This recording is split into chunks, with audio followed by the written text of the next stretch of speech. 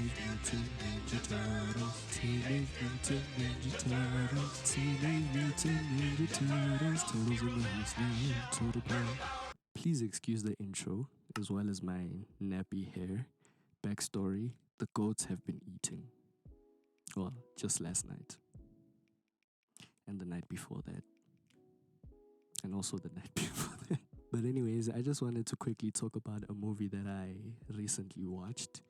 This is gonna be a bit different from my usual videos because...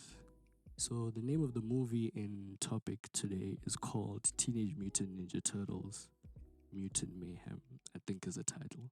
And I'm just convinced that anything that has the name Seth Rogen as executive producer could mean anything between a beautiful piece of fiction and a horrific shit show. There's no in between. I never really grew up watching or reading any of the comics. In fact, my first memory that I have of the Turtles is when I was 14, 15, with the Nickelodeon show, of course, but it was still great.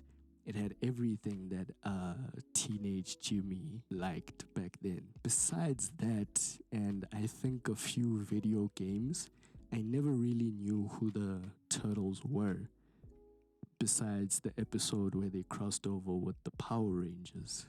What? The green machine has gone clean! Thanks, Leonardo.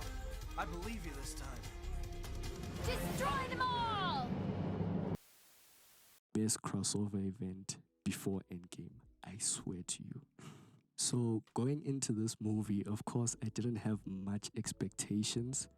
My expectations were low actually, because if you remember, before these group of turtles, we had the massive bodybuilding jocks. We had turtles the size of skyscrapers, is what I'm trying to say. Off the bat, I think my favorite Mutant Ninja Turtle ever, like in every version of the Mutant Turtles, has to be Michelangelo.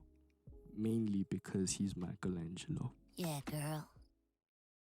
Before I talk about what I actually liked and what I didn't like about the movie, let's talk about the plot so that I can, well, let me explain the plot so that it makes more sense. What's going on down there?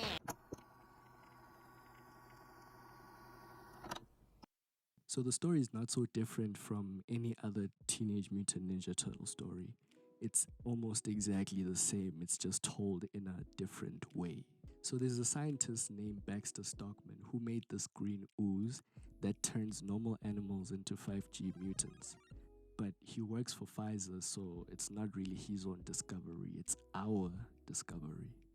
Pfizer wants the green ooze and will stop at nothing to get it.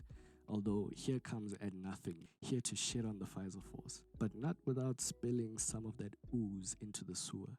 Long story short, a couple of sewer turtles and a rat stumble upon the ooze and unlock 5G for themselves, later on dedicating their lives to fighting evil and crime.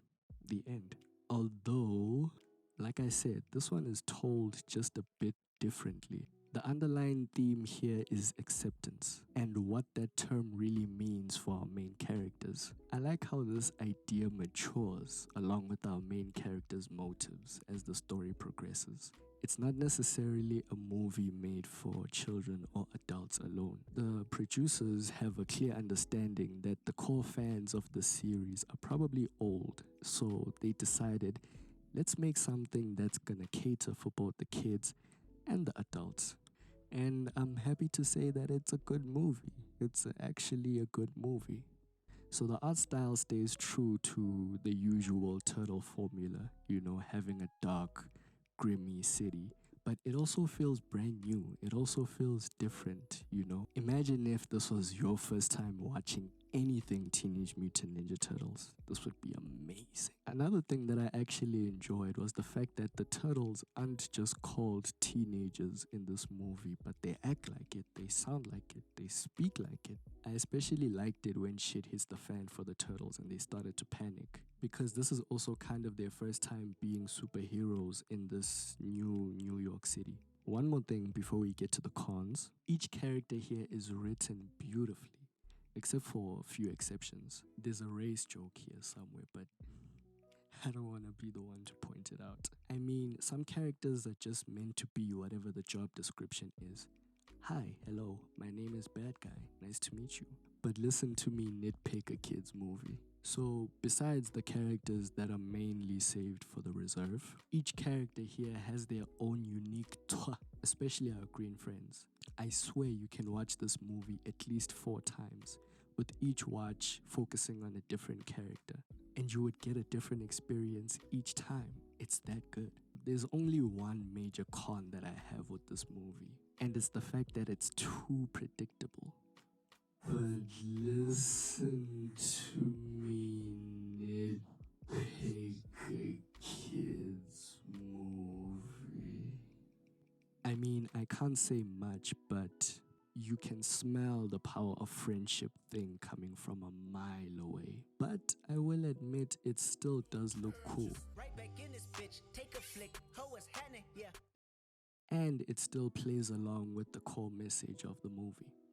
Other than that, I'd smack an 8 on that. 8 out of what? Just 8.